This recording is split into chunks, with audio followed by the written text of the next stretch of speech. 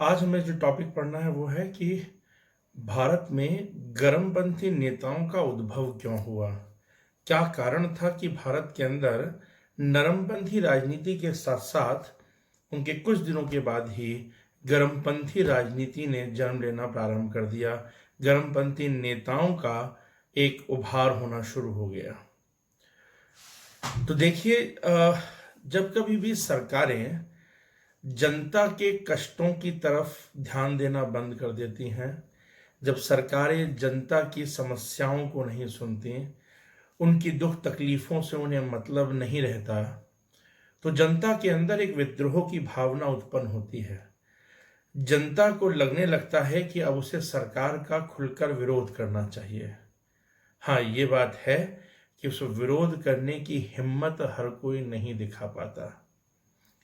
बस उस समय अंग्रेजी शासन के खिलाफ विरोध करने की हिम्मत जिन नेताओं ने दिखाई, वो नेता गर्मपंथी नेता कहलाए। गर्मपंथी नेता हमने अपने पिछले वीडियो में भी पढ़ा था कि गर्मपंथी नेता ऐसे नेता थे जो पाश्चात्य शिक्षा में शिक्षित तो थे, लेकिन उसके बावजूद भी उन्हें भारतीय संस्कृति पर गर्व था। उन्हें उपनिवेशवाद की यानी कि कॉलोनियल रूल की यानी कि फॉरेन रूल की जो कमियां थी, जो बुराइयां थी, वो भारत के अंदर साफ दिखाई दे रही थी। वे भारत के अंदर भारतीय व्यवस्था को लाना चाहते थे और भारतीय संस्कृति को ही बनाए रखना चाहते थे।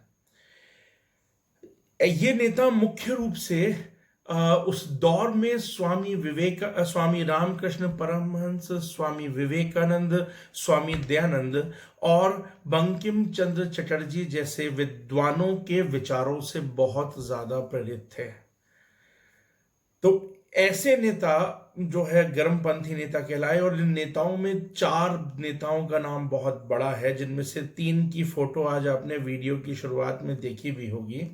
एक थे लाला लाजपत राय, दूसरे थे बाल गंगाधर तिलक, तीसरे थे विपिन चंद्र पाल जिनकी तिकड़ी को कहा जाता है लाल बाल पाल, और चौथे बड़ा नाम था अरविंदो घोष।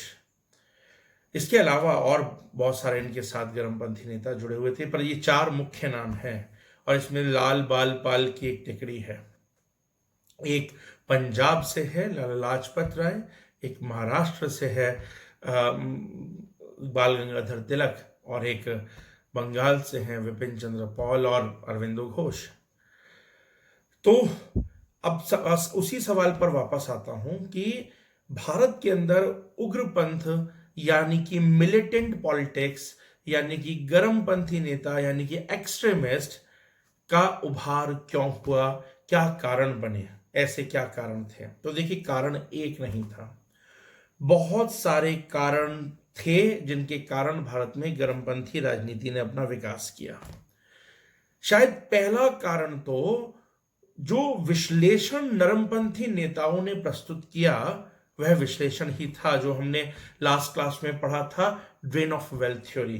तो जो ड्रेन ऑफ वेल्थ थ्योरी थी वो अपने में गर्मपंथी नेताओं को उभारने का एक कारण बनी, क्योंकि उस ड्रेन ऑफ वेल्थ थ्योरी से ये बात स्थापित हो रही थी कि अंग्रेजों का शोषणकारी चरित्र है, वह भारत में शोषण करने आए हैं, लेकिन उसको आधार बना करके एक विद्रोही भावना नरमपंथी नेताओं में उतनी नहीं जगी जितनी कि गर्मपंथी नेताओं में जगी। तो एक कारण तो खुद नरमपंथी नेताओं का यानी कि जो मॉडरेट्स थे उनका विश्लेषण ही था।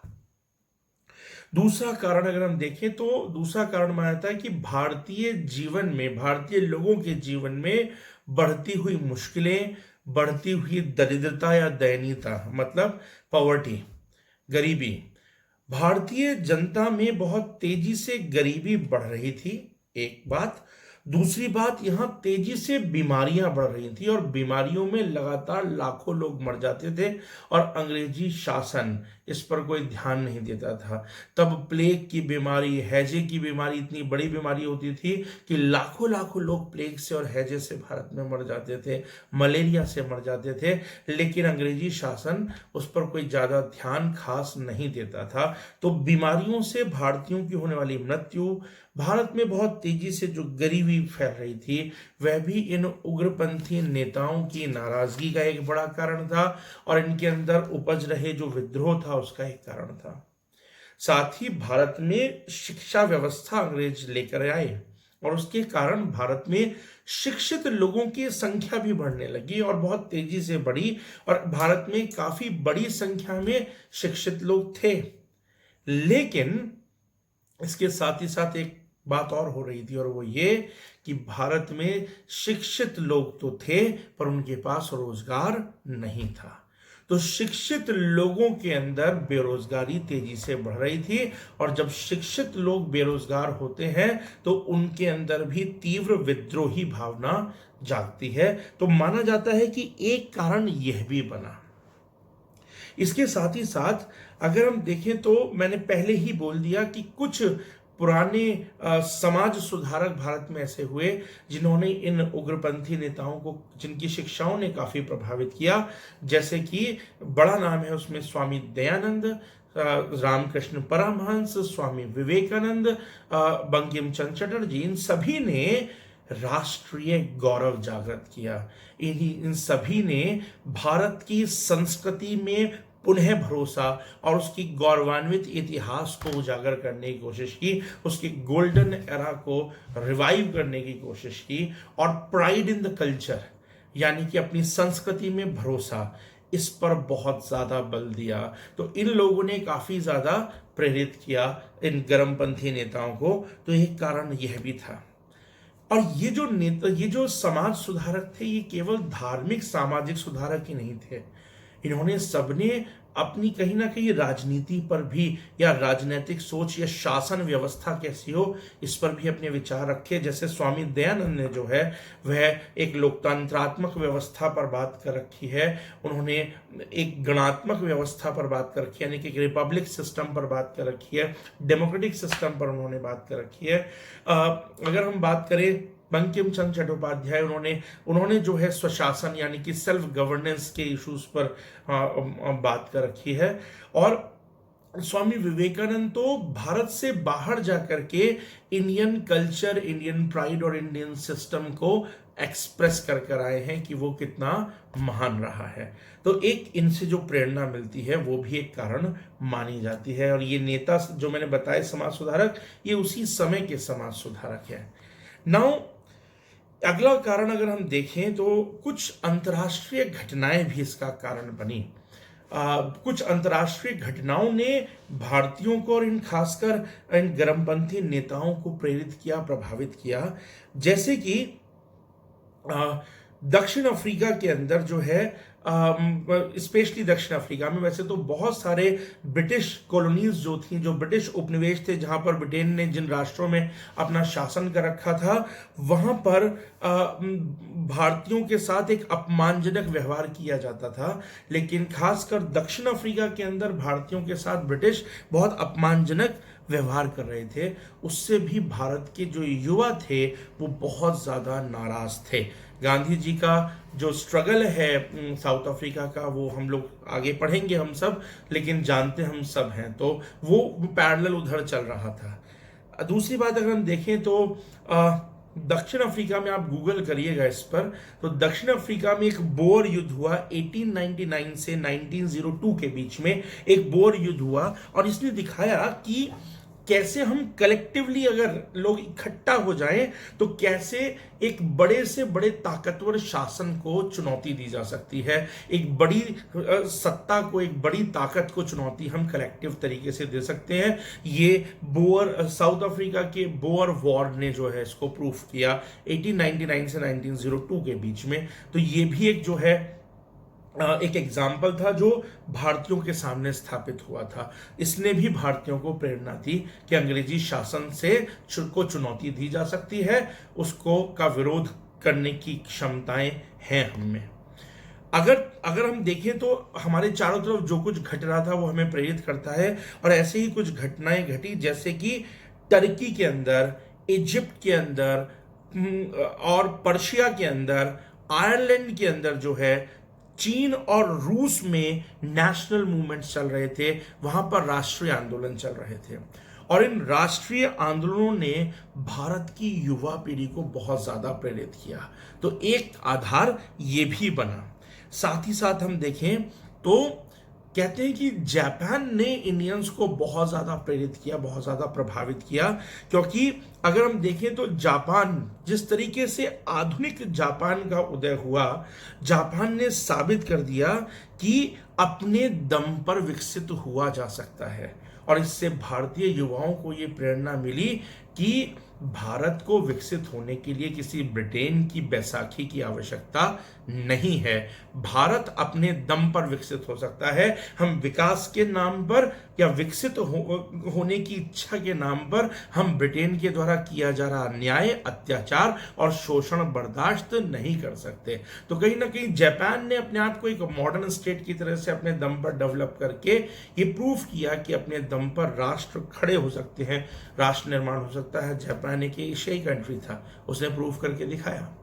साथ ही साथ अगर हम देखें तो भारत का उत्साह तब और ज्यादा बढ़ता है जब कुछ छोटे राष्ट्र कुछ बड़े राष्ट्रों को युद्ध में हरा देते हैं। इसका एक बड़ा एग्जाम्पल है इथोपिया। इथोपिया ने 1896 के अंदर इटली को हराया। तब इटली बहुत बड़ी ताकत थी। इथोपिया का नाम था तब अबिसीनिया। तो इथोपिया इटली एक बड़ी ताकत थी, और 1896 में वॉर में इथोपिया ने इटली को हरा दिया। उससे भारतीयों का कॉन्फिडेंस बढ़ा कि भाई ब्रिटेन बड़े ही ताकतवर हो, पर हम उसे चुनौती दे सकते हैं। साथ ही साथ एक और बड़ी घटना हुई, जापान ने 1905 में 1905 में रूस को हरा दिया।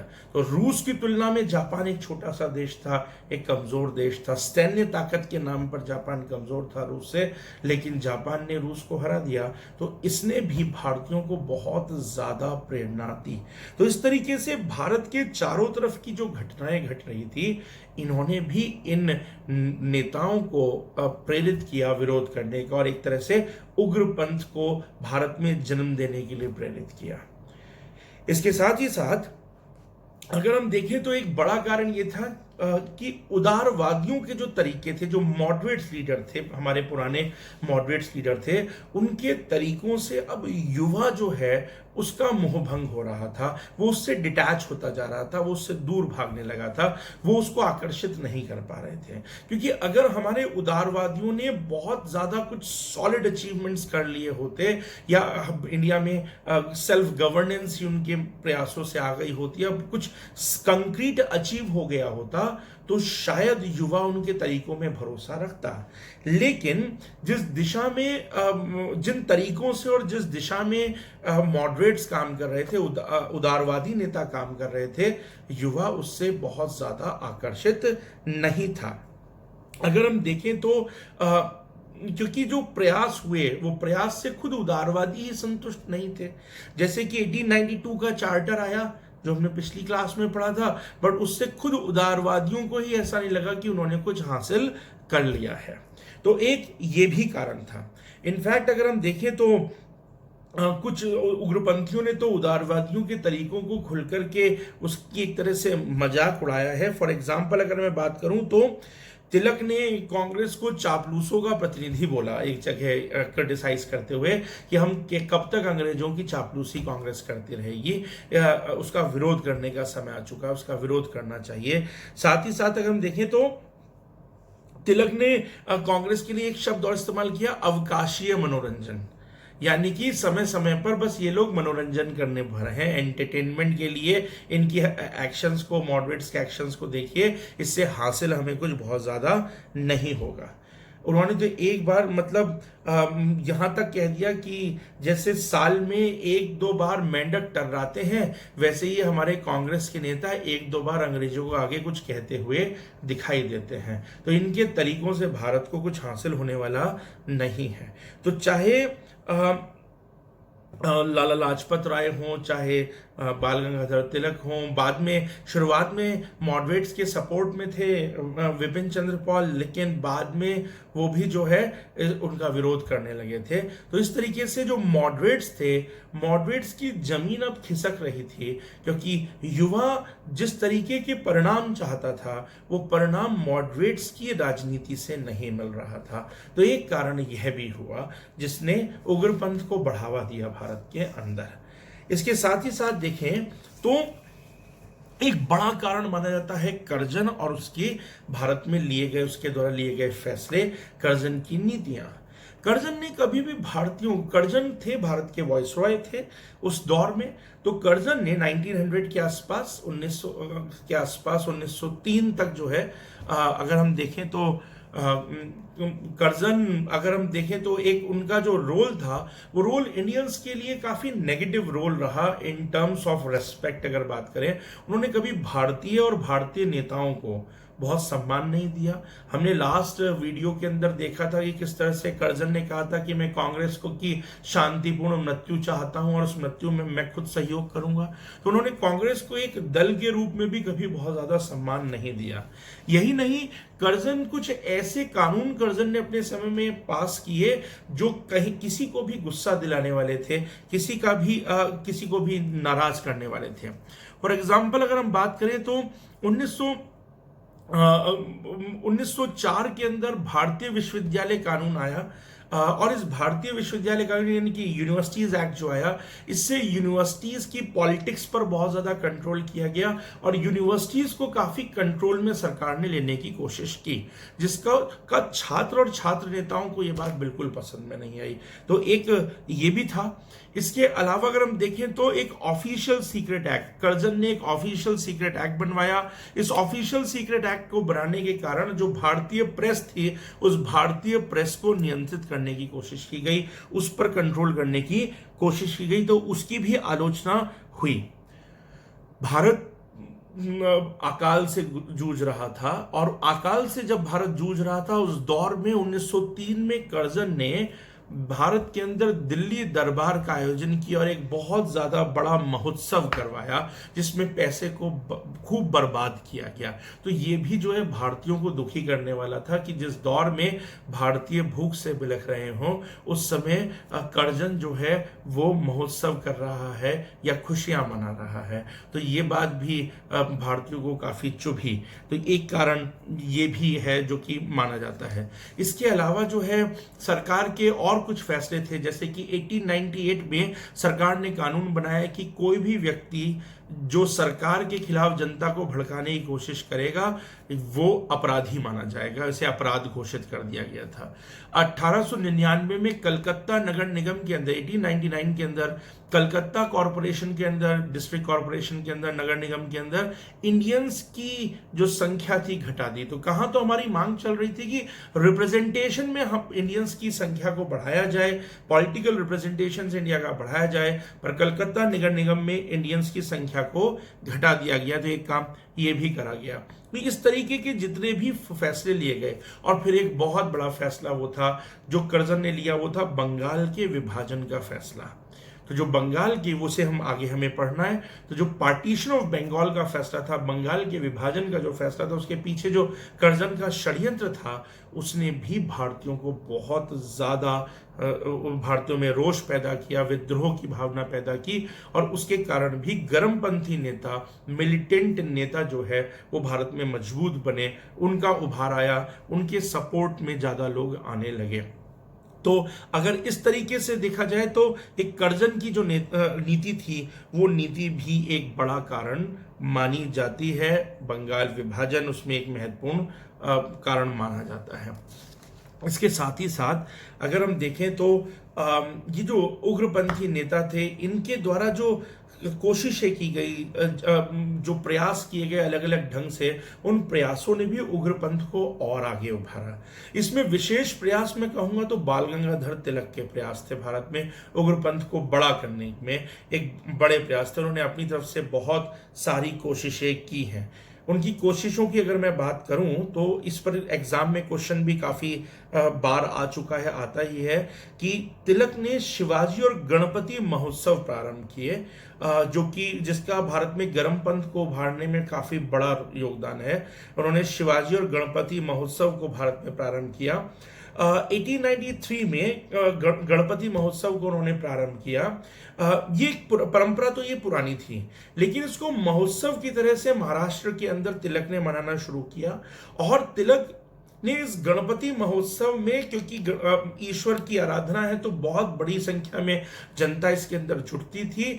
गणेश जी को काफी माना जाता है महाराष्ट्र के अंदर, तो जनता जुटती थी। और उन मंचों को, गणपति के उन मंचों को जनता को जागरूक करने में प्रयोग किया गया। वहां से तिलक ने पॉलिटिकल स्पीच दी है, जनता को जागरूक किया है, जनता के अंदर आत्मविश्वास भरने की कोशिश की है, जनता के अंदर से डर को निकालने की कोशिश की है कि जिससे कि वो अंग्रेजों के खिलाफ खड़े होने से डरे नहीं। तो वो प्रयास तिलक ने अपने किए हैं। तो अगर इस एंगल से मैं देखूं तो तिलक की ये कोशिश एक अपने में बहुत बड़ी कोशिश थी, जो गणपति वाली थी। इससे जनता काफी मोबिलाइज हुई। तो ये एक बड़ा आयोजन था। साथ ही साथ दूसरा शिवाजी महोत्सव 1895 से महाराष्ट्र के रायगढ़ से शुरुआत की। तिलक ने जो है इसकी आपकी शिवाजी महोत्सव की शुरुआत की।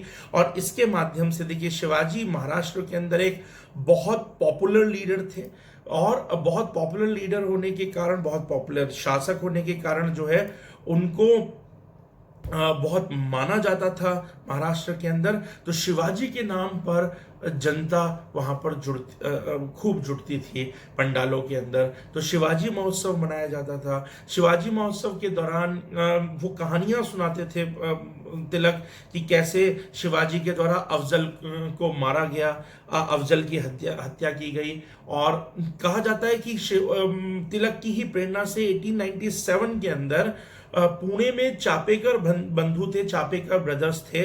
उन्होंने वहां पर कलेक्टर रैंड और एक अधिकारी थे आयर्स्ट, कलेक्टर रैंड और आयर्स्ट का मर्डर कर दिया था, क्योंकि पुणे में प्लेग फैला हुआ था और ये लोग वहां की जनता के बारे में कोई ख्याल नहीं कर रहे थे, एक बहुत ही इनसेंसिटिव एटीट्यूड शो कर रहे थे। तो इसका विरोध करते हुए चापेकर ब्रदर्स ने इनकी हत्या कर दी।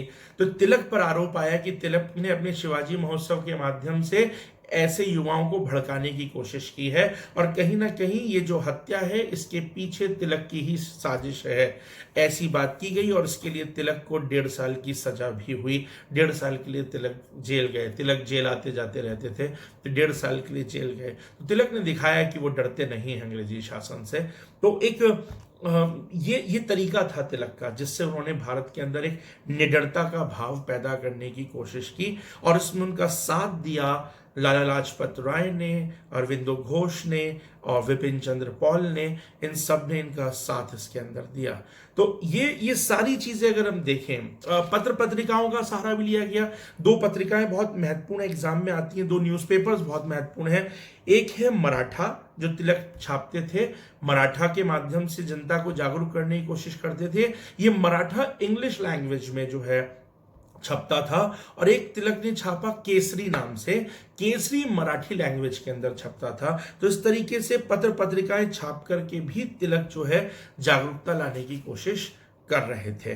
तो इन सब तरीकों से इन गर्मपंथी नेताओं ने अब भारत के अंदर एक विद्रोह की भावना, एक विरोध की भावना, अंग्रेजों के खिलाफ लड़ने की भावना पैदा करने की कोशिश की। और ये सारे कारण बने जिस कारण भारत में गर्म पंथ का उदय जो है वो होता है बेसिकली।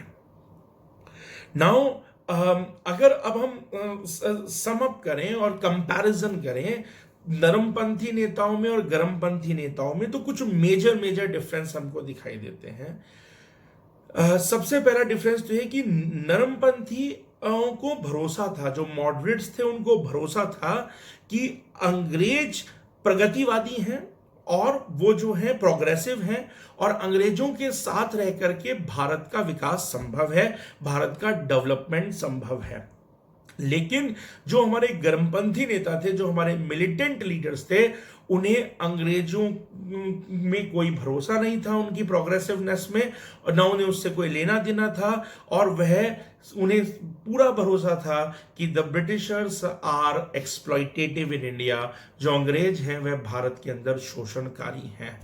दूसरा, अगर हम एक कंपैरिजन देखें तो जो मॉडरेट्स थे वो वेस्टर्न कल्चर से इंस्पायर्ड थे, वो पश्चिमी संस्कृति से प्रेरित थे, लेकिन जो मिलिटेंट्स थे, जो गर्मपंथी नेता थे, ये जो है अपनी प्राचीन भारतीय संस्कृति से प्रेरित थे। इन्होंने उसको आदर्श माना और इन्होंने उसी को दोबारा से स्थापित करने की कोशिश की। तीसरी अगर हम बात करें तो जो नरमपंथी नेता थे, जो मॉडरेट्स थे, वे अंग्रेजों से आजादी नहीं चाहते थे, बल्कि वे अंग्रेजों के शासन में सुधार चाहते थे। लेकिन जो गर्मपंथी नेता थे वो अंग्रेजों से आजादी चाहते थे, वह भारत के शासन में अंग्रेजों का कोई हस्तक्षेप नहीं चाहते थे। वह चाहते थे कि पूरी तरह से हर प्रकार से भारत का फैसले भारतीय ही लें। एक ये फर्क था। अगर हम देखें तो जो मॉडरेट्स थे उन्होंने ब्रिटिशर्स की कैपेसिटी में बिलीव किया, जबकि जो मिलिटेंट्स थे यानी कि जो उग्रपंथी नेता थे, इन्होंने भारतीयों की क्षमताओं में भरोसा किया। मॉडरेट्स ने, नरमपंथी नेताओं ने भारतीय जनता की ताकत में वो भरोसा नहीं किया, लेकिन जो मिलिटेंट्स थे, जो उग्रपंथी थे, उन्होंने भारतीय जनता की ताकत में भरोसा किया। तो एक ये भी बड़ी चीज थी। साथ ही साथ अगर हम देखें तो वो भारतीय जनता, जो मॉडरेट्स थे, वो भारतीय जनता के राजनीतिक एकता में बहुत ज्यादा प्रयासरत या बहुत ज्यादा एफर्ट्स नहीं डाल रहे थे। लेकिन जो मिलिटेंट्स थे, जो उग्रपंथी थे, वो भारत की पॉलिटिकल जो यूनिटी थी, राजनीतिक एकता थी, उस ओर एफर्ट्स डाल रहे थे। इसके साथ ही कल एक बच्चे ने मुझे मैसेज कर करके YouTube के कमेंट सेक्शन में एक सवाल भी मुझसे किया था कि स्वराज की मांग तो अगर हम कहें तो इधर से मॉडरेट्स की तरफ से भी हुई है और स्वराज की मांग मिलिटेंट्स ने भी की है। बाल गंगाधर तिलक ने कहा है स्वराज मेरा जन्मसिद्ध अधिकार है और मैं इसको लेकर रहूंगा। तो और उधर हमने पढ़ा कि मॉडरेट लीडर जैसे गोपाल कृष्ण गोखले, उन्होंने 1905 में जो है बनारस अधिवेशन में कांग्रेस के सबसे पहले अनऑफिशियली स्वराज की डिमांड रखी। उसके बाद 1906 में कलकत्ता अधिवेशन में कांग्रेस के दादा भाई नौरोजी ने ऑफिशियली स्वराज की डिमांड रखी।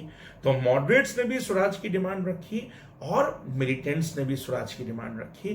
पर दोनों में फर्क क्या है? फिर दोनों का स्वराज क्या एक ही था? नहीं, थोड़ा सा फर्क है। अगर इसे मैं समझाऊं, यही सवाल मेरे सामने आया कमेंट सेक्शन के अंदर, तो फर्क क्या है इसके अंदर कि जो मॉडरेट्स थे, जो नरमपंथी नेता थे, इनकी स्वराज की कल्पना ऐसी थी कि शासन अंग्रेजों के अनुसार हो, पर उस शासन में भारतीयों को शामिल कर लिया जाए। लेकिन भारतीय जो शासन कर रहे हैं उसमें अंग्रेज अगर हस्तक्षेप करना चाहे तो कर सकते हैं, उससे इन्हें कोई परहेज नहीं था। लेकिन जो उग्रपंथी नेता थे, जो मिलिटेंट्स थे, इनके स्वराज की परिभाषा ये थी, इनके स्वराज की डेफिनेशन ये थी सेल्फ गवर्नेंस की, कि शासन प्योरली इंडियंस के द्वारा हो, जो गवर्नेंस है वो प्योरली इंडियंस के द्वारा हो, and there must not be any intervention from the side of Britain.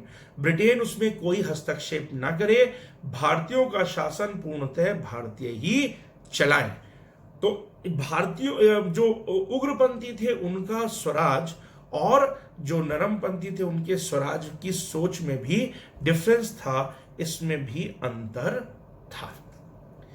अब सवाल ये उठता है कि हाँ, आकर्षित तो उग्रपंथी नेता आकर्षित तो करते हैं, तो क्या उग्रपंथी नेताओं की कोई कमियां नहीं रही?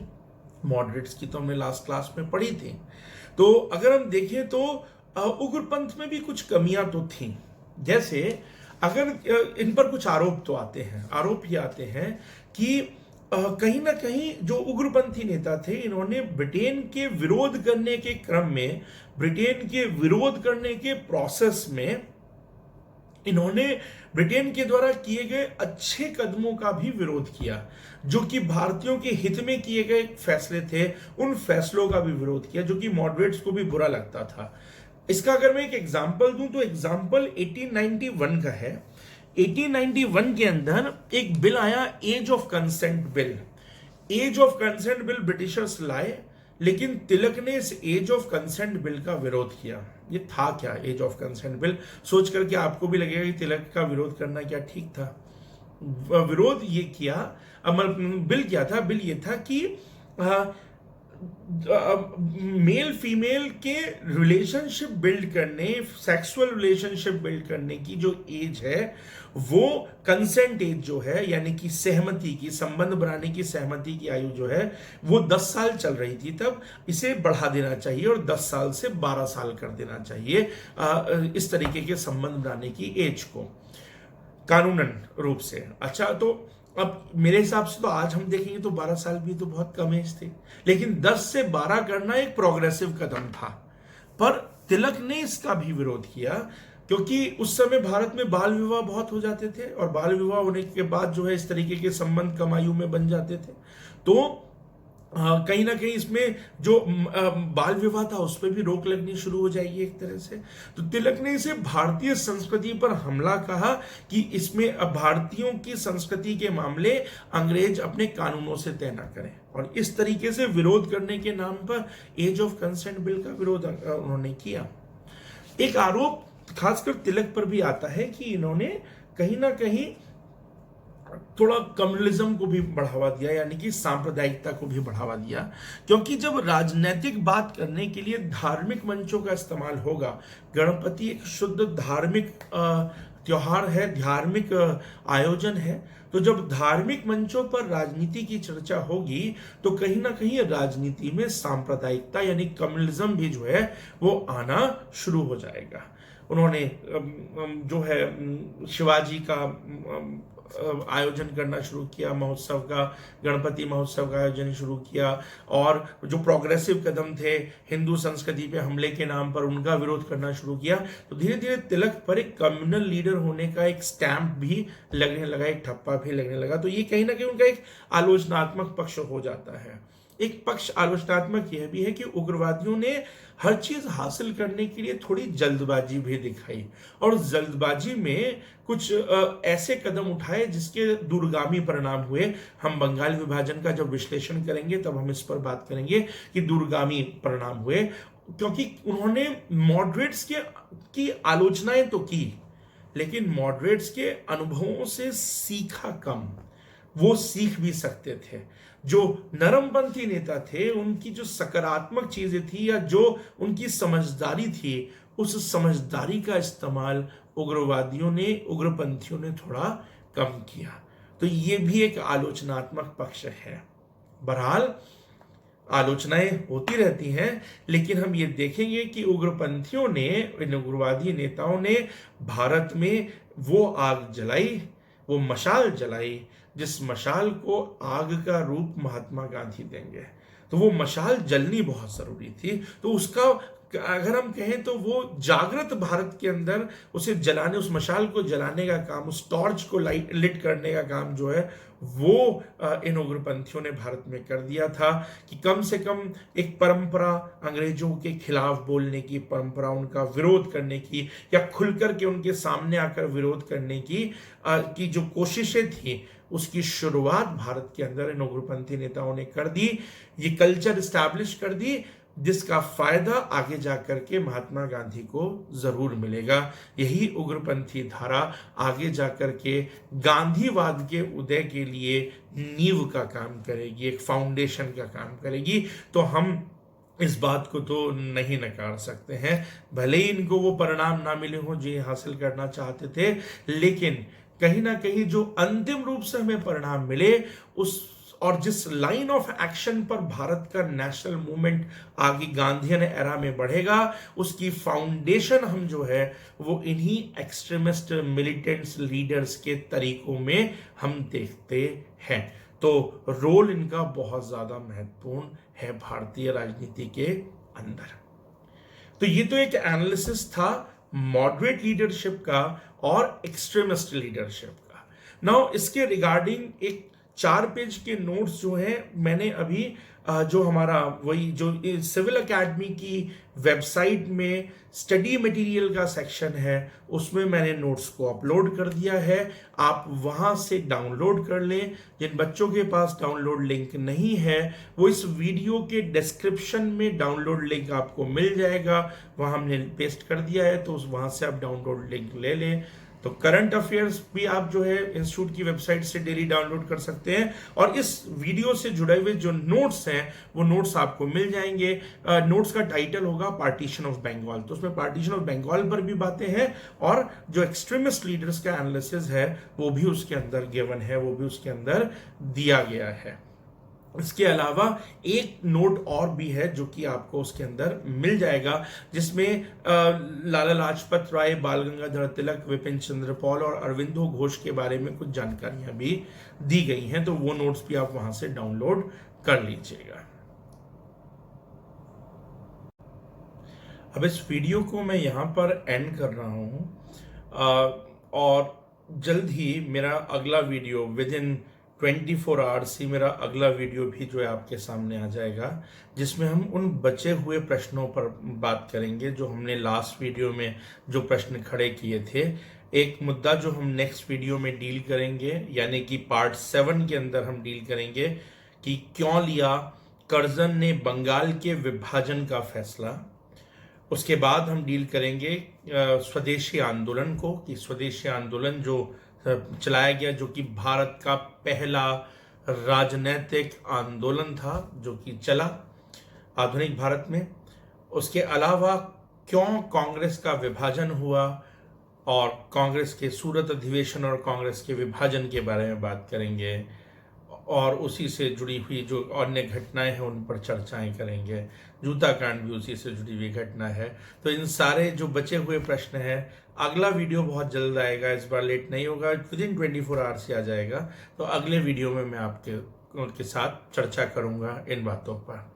तब तक के लिए इस वीडियो को ध्यान से देखिए। इसमें मैंने कुछ बीच बीच में फैक्ट्स की चर्चा की है, उन पर ध्यान दीजिए, वो फैक्ट्स एग्जाम में आते रहते हैं। जो नोट्स डाउनलोड लिंक से डाउनलोड करने को कहा है वो उसमें भी कुछ फैक्ट्स हैं, उसमें एक एनालिसिस है, उन नोट्स को जरूर पढ़िए। और उस नोट्स के अंदर पार्टीशन ऑफ बंगाल और कांग्रेस के विभाजन के बारे में भी लिखा हुआ है, तो वहां से पढ़ लीजिएगा। उसके बाद अगर समय मिलता है फिर वीडियोस जब आप देखेंगे तो आपको और ज़्यादा अच्छे से चीज़ें समझ में आएंगी, क्योंकि कुछ ऐसी बातें भी उठाऊंगा जो शायद उन नोट्स में नहीं है, कुछ अभी नया पढ़ा है, तो उसको भी उसके साथ मैं अपने एनालिसिस के अंदर उसको पेश करूंगा। तो अगले वीडियो में मिलते हैं और जल्द ही मुलाकात होगी अगले वीडियो में। अच्छा, तब तक के लिए अच्छे से पढ़ाई तो करें इसको, और ये वाला जो पार्ट 6 है उसको लाइक करें, उसको शेयर करें अगर आपको ये पसंद आया है। मेरी तरफ से कोशिश पूरी हो रही है, मेहनत भी पूरी हो रही है कि आपके लिए कुछ उपयोगी बना सकूं, आपकी समझ जो है वो विकसित कर सकूं।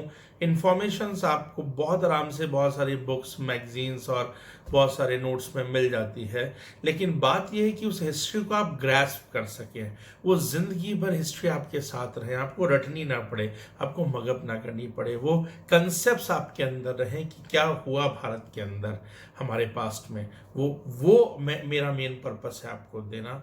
उसकी मेरी तरफ से डेलिबरेटली एक कोशिश चल रही है कि आप हिस्ट्री के कंसेप्ट्स को समझते हो, आपको कहानियां याद हों, उसके अंदर के फैक्ट्स जो हैं वो आप याद कर ही लेंगे, वो आपको डिफरेंट सोर्सेज से मिल जाते हैं और मैं आपको साथ में दे ही रहा हूँ।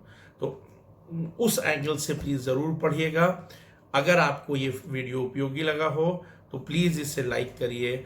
हमारी मेहनत के बदले में जो हमारा रिवॉर्ड है वो आपके द्वारा दिया गया वो एक लाइक का बटन दबाना है। अगर आप कमेंट सेक्शन में जाके कुछ हमारे लिए अच्छा सा कमेंट लिख देंगे तो वो भी लगेगा कि भाई मेहनत सफल हो गई। बहुत मेहनत लग रही है। आपसे इतनी उम्मीद तो मैं करता हूँ कि आप कम से कम मेहनत के बदले में इतना रिवॉर्ड हमको दे सकते हैं। वीडियो को शेयर करेंगे तो और अच्छा लगेगा, बट उसे लाइक करने में आपको हार्डली 1 सेकंड का टाइम लगेगा, और उसको कमेंट में जाकर के अगर आप एनालाइज कर सकें, किसी के सवाल हो, आप देख रहे हैं किसी भी बच्चे अगर कमेंट सेक्शन में कोई क्वेश्चन आ रहा है, मैं उसको जैसे ही देख रहा हूं मैं तुरंत आंसर करने की कोशिश कर रहा हूं, क्योंकि यहाँ से आप लोगों को पढ़ाने का अब यही अभी एक माध्यम है। ठीक है, तो जल्दी ही नेक्स्ट वीडियो में मिलते हैं।